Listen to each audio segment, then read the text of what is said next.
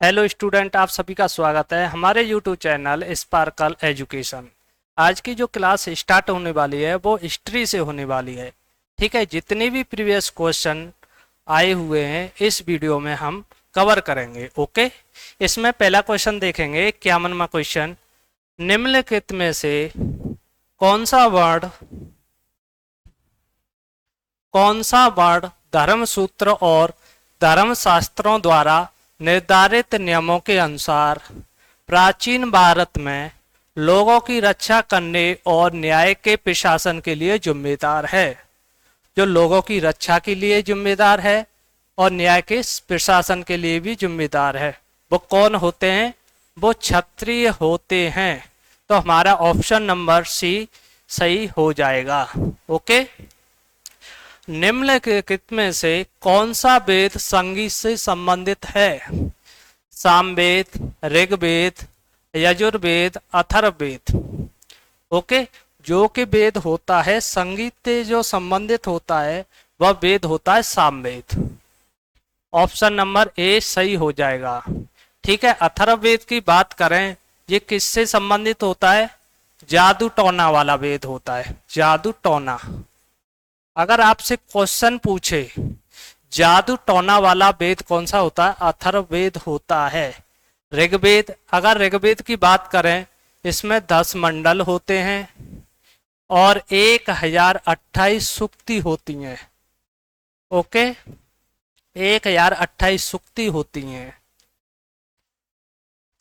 निम्नलिखित में से कौन सा वेद सबसे पुराना है? ठीक है, वेद सबसे पुराना है। ठीक है, 4 वेद होते हैं। एक होता है ऋग्वेद, दूसरा होता है सामवेद, तीसरा होता है अथर्ववेद और चौथा होता है यजुर्वेद। ओके, सबसे जो पुराना वाला वेद है हमारा ऋग्वेद होगा। तो ऑप्शन नंबर सी सही हो जाएगा।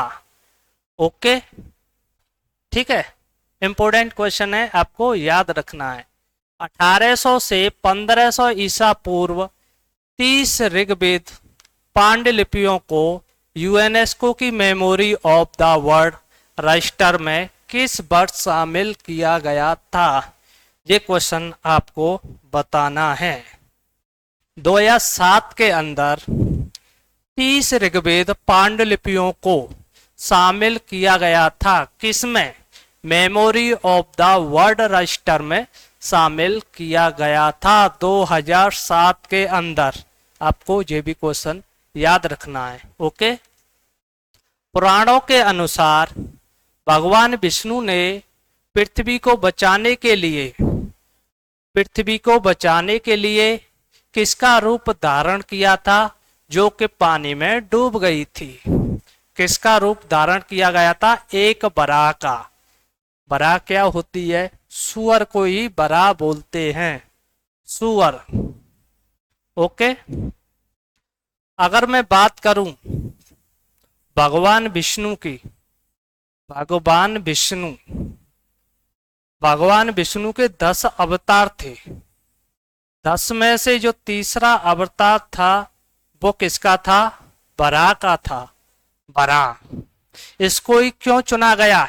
इसको इसलिए चुना गया जो कि बलि होती है वो ज्यादातर सुअर की ही मान्यता प्राप्त होती है। ओके, एक व्यक्ति का वैदिक दृष्टिकोण और समाज के साथ उसका संबंध जीवन के 4 लक्ष्यों से निर्धारित होता है। निम्नलिखित में से इन लक्ष्यों में से नहीं है।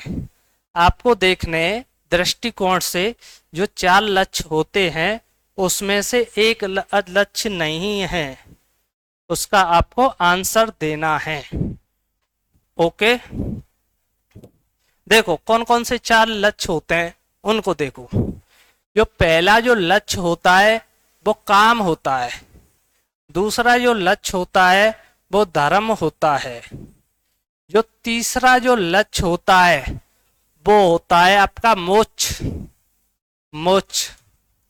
चौथा जो आपका लक्ष्य होता है वो होता है अर्थ। तो इसमें से पूछा है, इसमें से कौन सा नहीं है 4 लक्ष्यों में से? तो कौन सा नहीं है? सिद्धि नहीं है, सिद्धि। तो ऑप्शन नंबर ए सही हो जाएगा। ओके, अगला क्वेश्चन है रामायण के अनुसार किसका दूसरा नाम रत्नाकर था? विश्वामित्र का, गौतम का, दुर्वासा का, वाल्मीकि का। ठीक है, किसका था? वाल्मीकि का था। ठीक है, दूसरा नाम क्या था? रत्नाकर। और इन्होंने ही क्या किया था? रामायण को रचित किया था। ठीक है, रामायण किसके द्वारा लिखी गई थी? वाल्मीकि के द्वारा ही लिखी गई थी। ये भी इंपॉर्टेंट क्वेश्चन है, आपको याद रखना है। ओके, वैदिक मंत्रों या भजनों के मुख्य संग्रहालय क्या कहलाते हैं? तो क्या कहलाते हैं? संहिता कहलाते हैं। तो ऑप्शन नंबर सी सही हो जाएगा। ऋग्वेद जो संहिता होती है उसका जो सबसे पुराना वैदिक ग्रंथ होता है वो क्या होता है? वो संहिता ही होती है। ओके, पुरुष सूक्त किस वेद का एक मंत्र है? पुरुष सूक्त किस वेद का एक मंत्र है?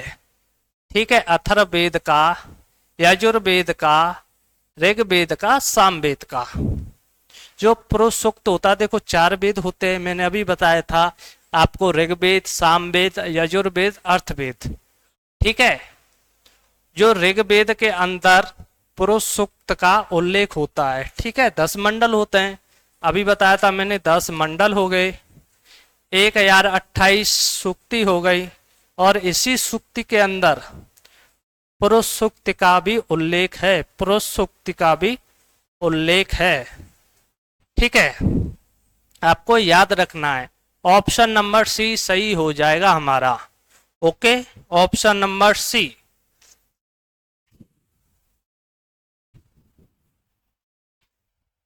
अगला क्वेश्चन देखेंगे, राज्य की प्रतीक शब्द सत्यमेव जयते किस उपनिषद से लिया गया है? ऑप्शन ए कथा से, प्रश्न से, कैन से, मुंडक से। जो हमारा राज चिन्ह होता है उसमें सत्यमेव जयते उपनिषद किससे लिया जाता है? मुंडक से। ठीक है, ऑप्शन नंबर सी सही हो जाएगा। ओके, अगला क्वेश्चन देखेंगे हम लोग, वैदिक काल के एक चरण में, जो वैदिक काल होता है उसके एक चरण में राजा को गोपति कहा जाता था, जिसका अर्थ है, राजा को गोपति कहा जाता था, जिसका अर्थ आपको बताना है। ब्रह्मांड का स्वामी, प्रजा का स्वामी, भूमि का स्वामी, मवेशियों का स्वामी। तो जिसका अर्थ क्या होता है? गोपति का जो अर्थ होता है मवेशियों का स्वामी बोलते हैं। तो हमारा ऑप्शन नंबर सी सही हो जाएगा। ओके, 62वां क्वेश्चन देखेंगे, वेदांगों के संदर्भ में निम्नलिखित में से कौन सा शब्द अनुष्ठान को दर्शाता है? अनुष्ठान को आपका व्याकरण, चंद्र, कल्प, शिक्षा। जो कि अनुष्ठान को दर्शाता है वो क्या है? वो कल्प होता है। कल्प जो है अनुष्ठान को दर्शाता है। किसमें दर्शाता है? वेदांगों के संदर्भ में। ओके, अगला क्वेश्चन देखेंगे हम लोग, वैदिक सिद्धांत के अनुसार निम्न में से कौन सा गलत है? निम्न में से कौन सा गलत है? पहला ऑप्शन देखेंगे, क्षत्रिय या योद्धा शासकों की उत्पत्ति पुरुष की भुजाओं से होती है। ये बात बिल्कुल सही है। ठीक है, वैश्य या फिर आम लोगों की उत्पत्ति पुरुष की जांघों से होती है। ये भी बात सही है। तीसरा ऑप्शन है, ब्रह्मांड या पुजारियों की उत्पत्ति पुरुष के कानों से हुई है। ये बिल्कुल गलत बात है। पुरुष के कानों से नहीं, पुरुष के मुख से हुई है। ठीक है, पुरुष के मुख से हुई है, पुरुष के मुख से हुई है। ओके, तो हमारा गलत कौन सा हो जाएगा? ऑप्शन नंबर सी हो जाएगा। शूद्र या श्रमिकों तथा नौकरों की उत्पत्ति पुरुष के पैरों से हुई है। ये भी बात सही है। तो इसमें पूछा है कौन सा गलत है, तो हमारा ऑप्शन नंबर सी गलत है। तो यही क्या हो जाएगा? हमारा राइट आंसर हो जाएगा। ओके, अगला क्वेश्चन देखेंगे हम लोग। अगला क्वेश्चन है, किस वर्ष की आयु में महावीर ने घर छोड़ दिया था और वन में रहने चले गए थे? जो उम्र थी उस समय 30 वर्ष की थी। ठीक है, कर उन्होंने त्याग कर दिया था। जो महावीर स्वामी हैं, महावीर स्वामी, जो हमारे महावीर स्वामी हैं, वो 24 में तीर्थक थे, 24 में तीर्थक थे, तीर्थक या अंतिम भी बोल सकते हैं, अंतिम तीर्थक थे जैन धर्म के। जो जैन तीर्थक थे वो कुल टोटल 24 थे।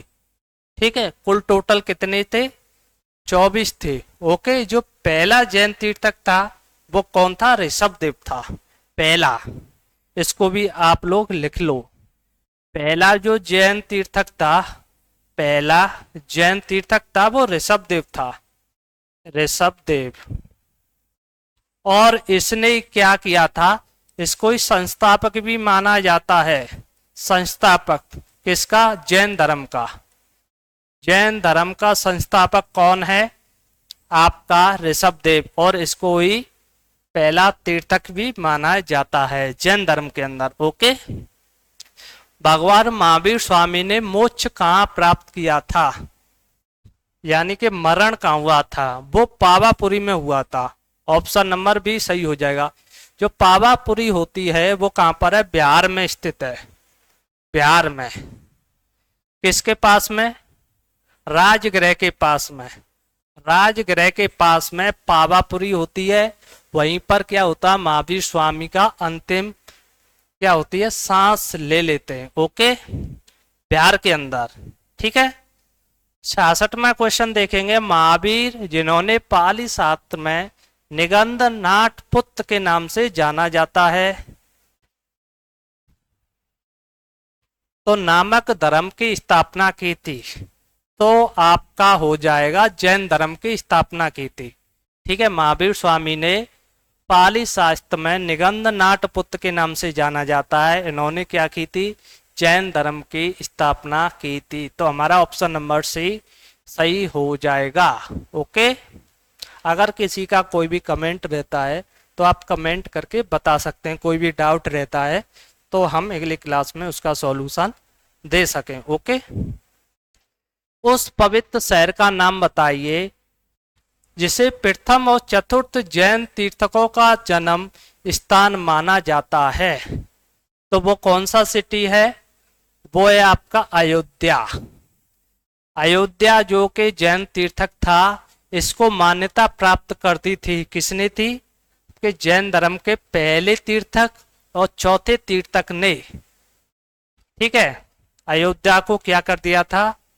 आपका तीर्थक जन्म स्थान के रूप में मान्यता दे दी थी। ठीक है, पहला कौन है? अभी बताया था हमने, पहला ऋषभदेव है, ऋषभदेव।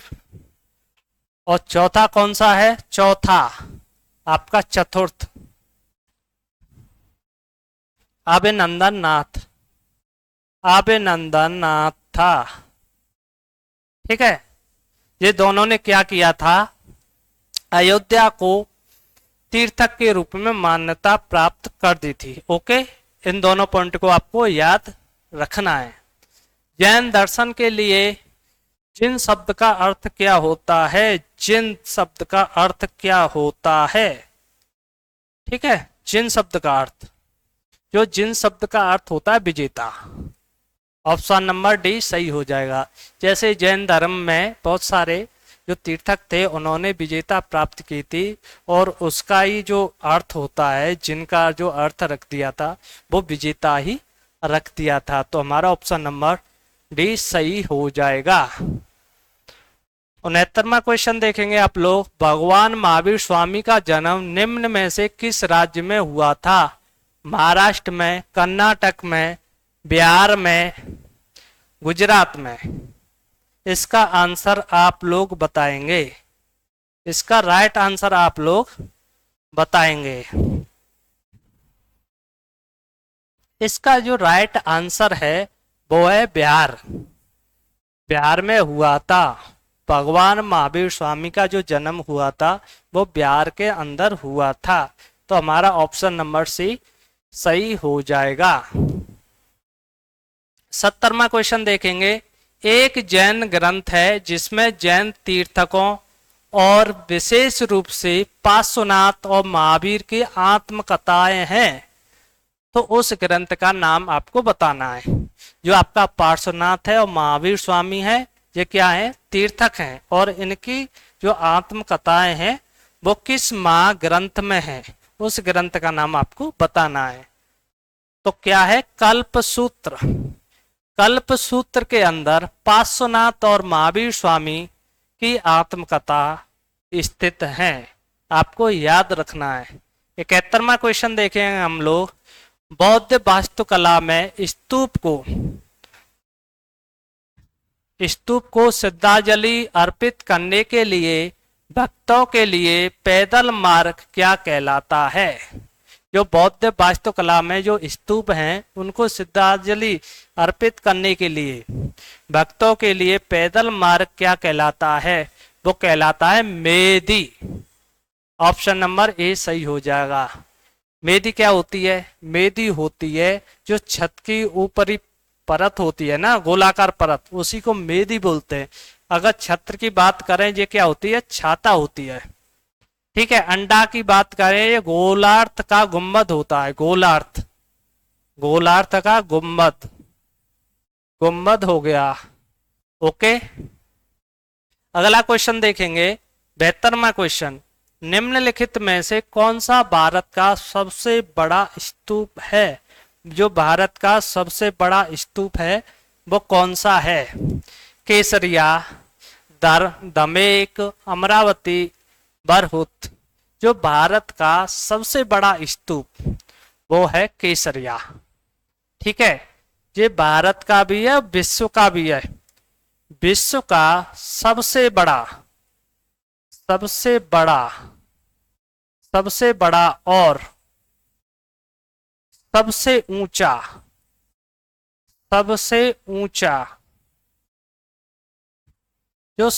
ऊंचा क्या है, स्तूप है, वो कौन है? केसरिया। ये कहां पर स्थित है?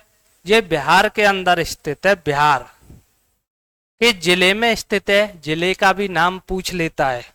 ठीक है, बहुत बार पूछा गया है जिले का नाम। ये आपका जिला है चंपारण। जो पूर्वी चंपारण है वही जिला है जहां पर क्या है, केसरिया है। सबसे बड़ा स्तूप और सबसे बड़ा स्तूप और सबसे ऊंचा स्तूप भारत के अंदर भी और विश्व के अंदर भी। तो ऑप्शन नंबर ए सही हो जाएगा, केसरिया। 73वां क्वेश्चन हम लोग देखने वाले हैं। रामबर स्तूप वह स्थान जहां भगवान बुद्ध का अंतिम संस्कार किया गया था, भारत के किस राज्य में स्थित है?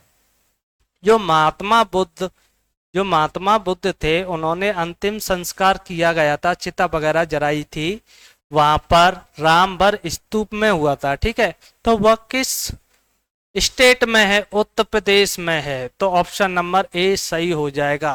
किस राज्य में? उत्तर प्रदेश में। अगर क्वेश्चन यहाँ से देखो, कितने क्वेश्चन बनते हैं? किस राज्य में? उत्तर प्रदेश में। जो महात्मा बुद्ध का अंतिम संस्कार हुआ था वो किस स्तूप में हुआ था? रामबर स्तूप में। ये भी क्वेश्चन पूछ लेता है। ओके, 74वां क्वेश्चन आप लोग देखने वाले हैं। 74वां क्वेश्चन। निम्नलिखित में से क्या बुद्ध स्तूपों की संरचना एक हिस्सा नहीं है? किसकी हिस्सा नहीं है? तो किसकी नहीं है?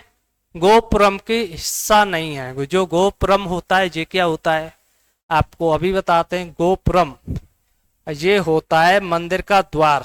ठीक है, मंदिर का द्वार को ही गोपुरम बोलते हैं।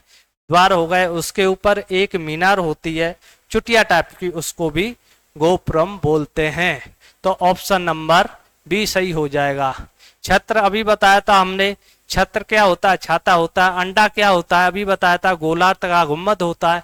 हर्मिका क्या होती है? हर्मिका, जो हर्मिका होती है, जो स्तूप होता है, उसके जो सबसे ऊपरी हिस्सा होता है, ठीक है, उसके ऊपर जो होता है ना, खंडा होते हैं, उसका बड़ा रूप, ठीक है, कटहरा बोलते हैं उसको ही क्या बोलते हैं?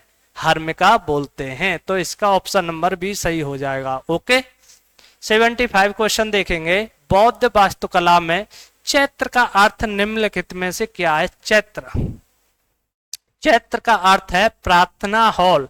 तो ऑप्शन नंबर बी सही हो जाएगा। चैत्र का अर्थ होता है चैत्र, चैत्य ग्रह, चैत्य ग्रह कोई क्या बोलते हैं? प्रार्थना हॉल बोलते हैं। ओके, 75 क्वेश्चन देखेंगे। लायन कैपिटल का निर्माण बुद्ध के किस ऐतिहासिक घटना की स्मृति में किया गया था? इसका आंसर आप लोग कमेंट करके बताएंगे। इसका आंसर आप लोग कमेंट करके बताएंगे।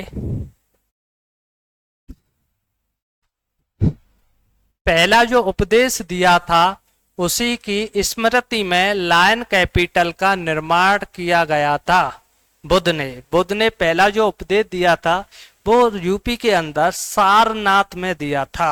और सारनाथ के अंदर क्या है? लायन कैपिटल का निर्माण हुआ था। तो ऑप्शन नंबर डी सही हो जाएगा, आपको याद रखना है। ओके, अगला क्वेश्चन है, भरतहुत स्तूप जातक कथाओं और कहानियों का चित्रण करता है। यह निम्नलिखित में से किस राज्य में स्थित है?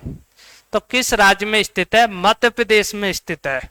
ठीक है, मध्य प्रदेश के अंदर क्या होता है? जो बरहुत स्तूप होता है यहाँ पर जातक कथाओं और कहानियों का चित्रण करता है। ओके, एमपी के अंदर। 71 क्वेश्चन देखेंगे। निम्नलिखित में से कथनों में से कौन सा सही है?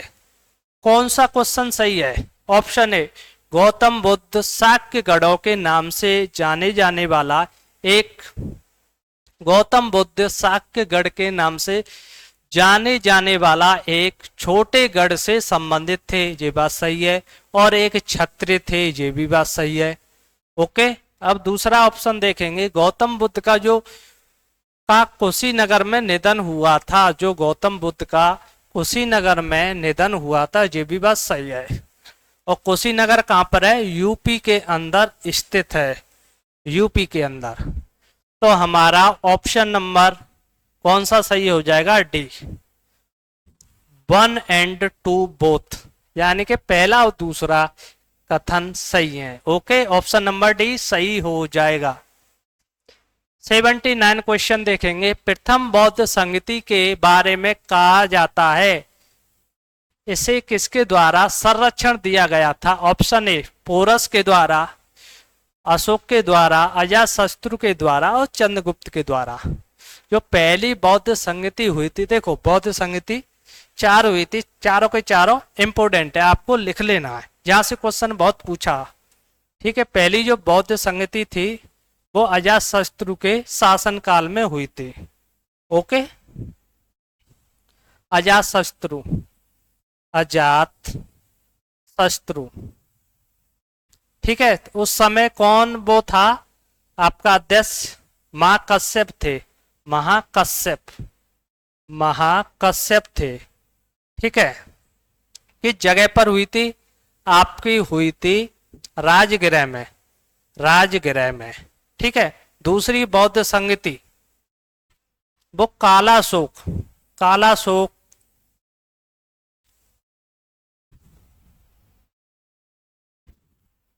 कालाशोक के राज्य में हुई थी। ठीक है, किस जगह पर हुई थी? वैशाली जगह पर हुई थी, वैशाली। ठीक है, तीसरी बौद्ध संगति देखेंगे, वो पाटलिपुत्र में हुई थी, पाटलिपुत्र। किस शासन के काल में हुई थी? किस राजा के काल में? अशोक के शासन काल में हुई थी, अशोक। जो चौथी है हमारी, चौथी यहां लिख लेते हैं, चौथी बौद्ध संगति हुई थी वो हुई थी कुंडलवन में, कुंडलवन में हुई थी। ठीक है, कुंडलवन में हुई थी कनिष्क के शासनकाल में। कौन, किसके शासनकाल में? और इसके जो अध्यक्ष थे वसुमित्र थे, वसुमित्र। ठीक है, वसुमित्र इसके क्या थे? अध्यक्ष थे। सारे के सारे इंपोर्टेंट है, आपको याद रखना है। तो ऑप्शन नंबर सी सही हो जाएगा, अजातशत्रु। अजातशत्रु की बात करूं तो किस संबंधित है ये, किस वंश से, हर्यक वंश से संबंधित है, हर्यक वंश, हर्यक वंश से संबंधित है। और किसके पुत्र हैं, पुत्र, पुत्र बिंबिसार के पुत्र हैं, बिंबिसार के पुत्र हैं। ठीक है, इसको भी आपको याद रखना है। 80 क्वेश्चन देखेंगे। चेतियागिरी बिहार सांची में मनाए जाने वाला एक त्योहार है। ठीक है, किसके द्वारा बनाया जाता है, वो बौद्ध धर्म के द्वारा बनाया जाता है। कौन सा त्योहार, चेतियागिरी बिहार सांची में बनाए जाने वाला त्योहार होता है। ओके। 81 क्वेश्चन।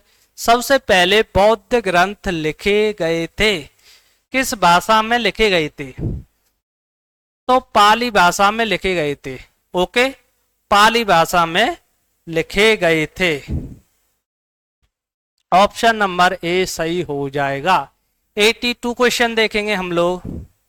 निम्नलिखित में से कौन सा बौद्ध स्थल उत्तर प्रदेश में स्थित है, कौन सा है, सारनाथ। ये कहां पर है, यूपी में स्थित है। ठीक है, यूपी के अंदर। और यहीं पर क्या हुआ था, पहला उपदेश दिया था, पहला उपदेश दिया था। ओके, पहला उपदेश दिया था। तो ऑप्शन नंबर बी सही हो जाएगा, ऑप्शन नंबर बी। अगला क्वेश्चन देखेंगे 82, 83। किसके लिए बनाए गए नियमों को विनय पिटक नामक पुस्तक में लिखा गया था। जो हमारी विनय पिटक नामक पुस्तक है, किसके नियम लिखे गए थे, बौद्ध संघ के नियम लिखे गए थे। तो ऑप्शन नंबर सी सही हो जाएगा। ठीक है, ऑप्शन नंबर सी सही हो जाएगा। 84 क्वेश्चन देखेंगे। निम्नलिखित में से किस स्थान पर भगवान बुद्ध ने 4 आर्य सत्यों पर अपना उपदेश दिया था। ठीक है, यूपी के अंदर दिया था, सारनाथ में दिया था, अभी बताया था। तो चारों के नाम आपको याद रखने हैं, पहला, दूसरा और तीसरा, चौथा। ठीक है, आपको कमेंट करके बताने हैं 4 आर्य सत्य क्या क्या थे जिस पर भगवान बुद्ध ने पहला उपदेश दिया था। वो सारनाथ में दिया था, यूपी के अंदर। कहां पर, यूपी के अंदर।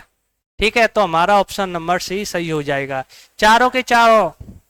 ठीक है, आपको कमेंट करके आंसर बताने हैं। 85 क्वेश्चन देखिए। 85 क्वेश्चन। किसकी पालक माता मां प्रजापति गोमती ऐसी पहली महिला थी जिन्हें भिक्षुणी के रूप में चुना गया था, भिक्षुणी के रूप में चुना गया था।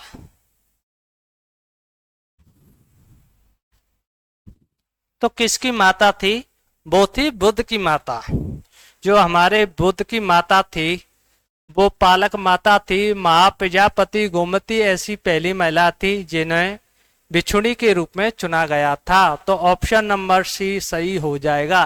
86 क्वेश्चन देखेंगे हम लोग। 86।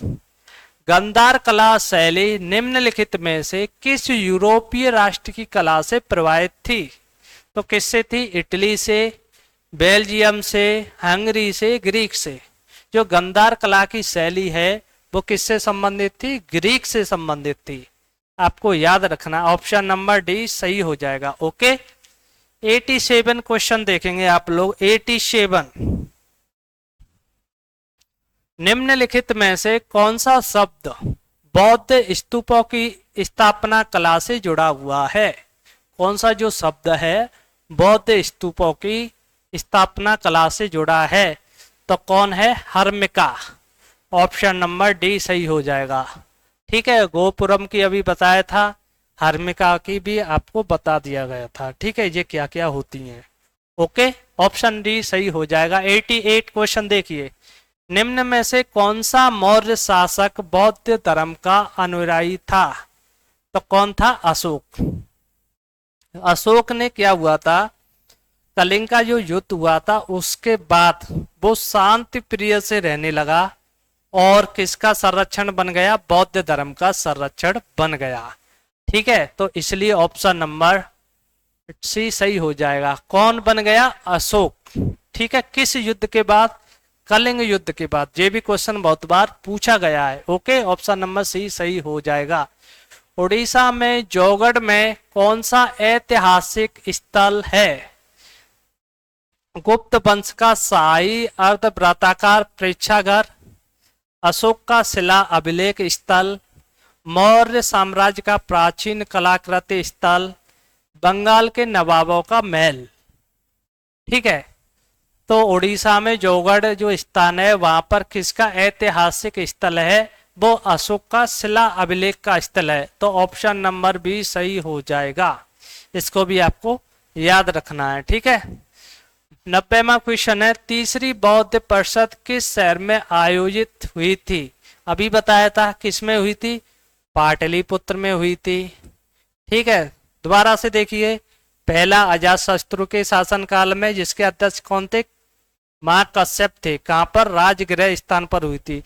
दूसरी कालाशोक के राज्य में हुई थी। ठीक है, किस जगह पर हुई थी? वैशाली जगह पर हुई थी। तीसरी अशोक के शासनकाल में हुई थी, किस जगह पर? राजगृह, जो आपका पाटलिपुत्र पर हुई थी। चौथी आपको बताया था कहां पर हुई थी? कुंडल वन में। ठीक है, कौन वो था? अध्यक्ष था वसुमित्र था। ये चारों के चारों इंपोर्टेंट है, आपको याद रखना है। ठीक है, तो ऑप्शन नंबर सी सही हो जाएगा। 91वां क्वेश्चन देखिए, किस धर्म के भिक्षुओं के लिए चैत्य और विहारों का निर्माण किया गया था? ठीक है, चैत्र का मतलब होता है पूजा का स्थान। ठीक है, विहारों का मतलब होता है निवास। विहारों भिक्षुओं का मतलब होता है निवास। तो इसका ऑप्शन हो जाएगा बौद्ध धर्म। ऑप्शन नंबर सी सही हो जाएगा। ठीक है, लिख देता हूं, चैत्र, चैत्र पूजा का स्थान, पूजा स्थान। ठीक है, दूसरा है विहारों, विहारों भिक्षुओं, भिक्षुओं जो होता है निवास का स्थान, निवास स्थान। ठीक है, दोनों को आपको याद रखना है। 92 क्वेश्चन, बौद्ध भिक्षुओं के लिए बनाई गई लोमस ऋषि गुफा किस राज्य में स्थित है? मध्य प्रदेश में, छत्तीसगढ़ में, झारखंड, बिहार में। किसमें स्थित है? वो बिहार के अंदर स्थित है। ऑप्शन नंबर डी सही हो जाएगा। बिहार के अंदर लोमस ऋषि गुफा स्थित है। इसको भी आपको याद रखना है। ओके, 93वां क्वेश्चन देखेंगे हम लोग। 93, तीसरी शताब्दी ईसा पूर्व और 12वीं शताब्दी ईस्वी के बीच अवधि से संबंधित बौद्ध कला और वास्तुकला के उत्कृष्ट नमूने के लिए प्रसिद्ध है। किसके लिए प्रसिद्ध है? सांची के लिए प्रसिद्ध है। ठीक है, किसके लिए? सांची के लिए प्रसिद्ध है। ऑप्शन नंबर सी सही हो जाएगा। 94 क्वेश्चन है, भारत में प्रमुख बौद्ध संरचनाओं में से एक सारनाथ जगह है जहां पर स्तूप का निर्माण महान मौर्य राजा अशोक द्वारा किया गया था।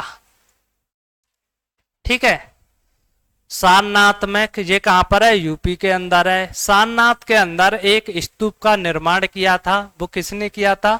अशोक ने किया था। और उस स्तूप का नाम पूछा गया है। उस स्तूप का नाम है दमेक। दमेक स्तूप का निर्माण किसने किया था? अशोक ने किया था। ये कहां पर है? सारनाथ के अंदर स्थित है। सारनाथ कहां पर स्थित है? यूपी के अंदर स्थित है। सारे इंपोर्टेंट पॉइंट आपको याद रखने। ओके, 95 क्वेश्चन देखिए आप लोग। प्राचीन काल में गंगा के दक्षिणी के क्षेत्र को क्या कहा जाता है? गंगा के दक्षिणी क्षेत्र को क्या कहा जाता है? Option A Magadh, option B Kaushal, option C Anga, option सी मत्स्य। तो क्या कहा जाता है? मगध कहा जाता है। तो ऑप्शन नंबर ए सही हो जाएगा, मगध। ठीक है, किस वेद में इसका उल्लेख है? ऋग्वेद में इसका उल्लेख है, ऋग्वेद।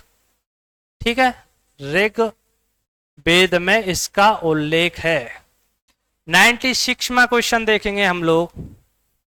बिहार में कई वर्षों तक मगध की राजधानी थी। किसकी राजधानी थी? बाद में राजधानी को पाटलिपुत्र और वर्तमान में पटना चेंज कर दी गई, तो वो है राजगृह।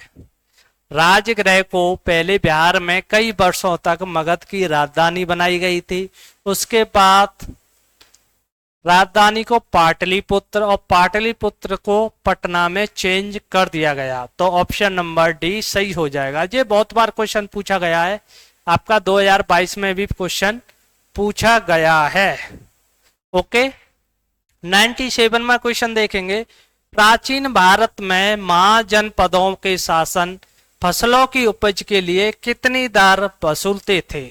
तो कितनी दर वसूलते थे? 1/6 दर वसूलते थे। ठीक है, इसको भी आपको याद रखना है। 98 छठी शताब्दी ईसा पूर्व में निम्नलिखित में से महाजनपद गंधार की राजधानी क्या थी? जो महाजनपद थे वो कितने थे?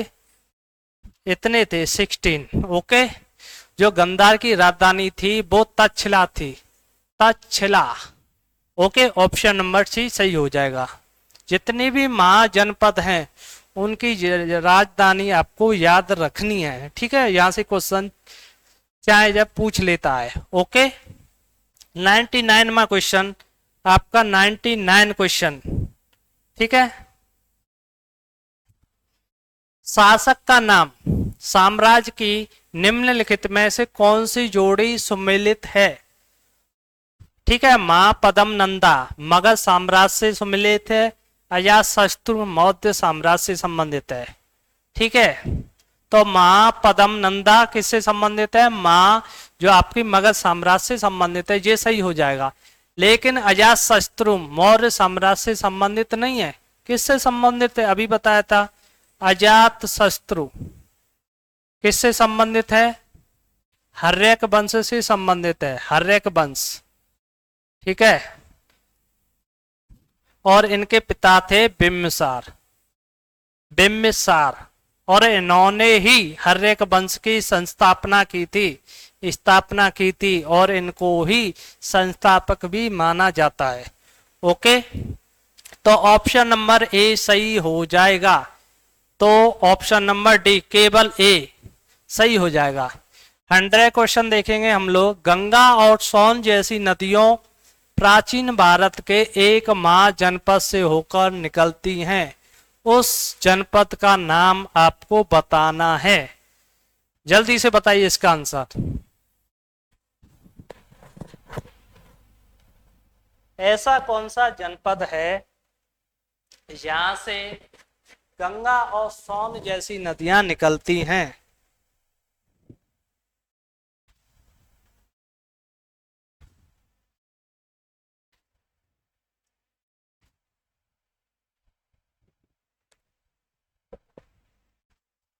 तो वो जनपद है मगध।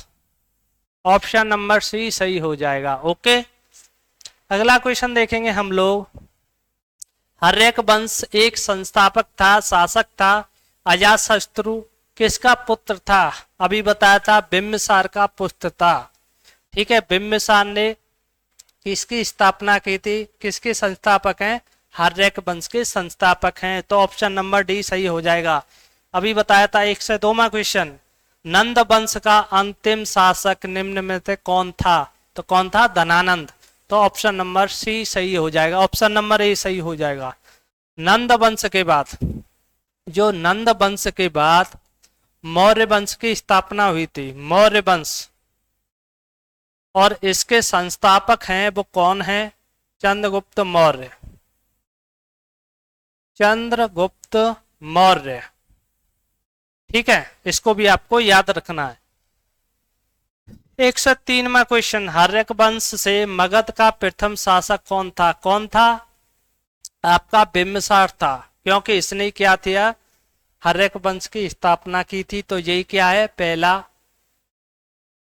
शासक भी रहा। ऑप्शन नंबर ए हो जाएगा। अजातशत्रु नहीं होगा क्योंकि ये इसका बेटा है। कौन है? बेटा।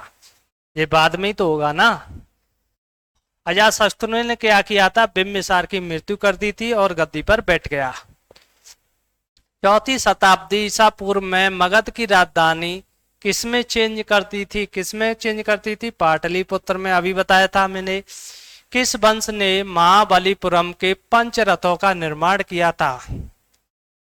ये कहां पर है? ये तमिलनाडु में स्थित है, तमिलनाडु के अंदर स्थित है।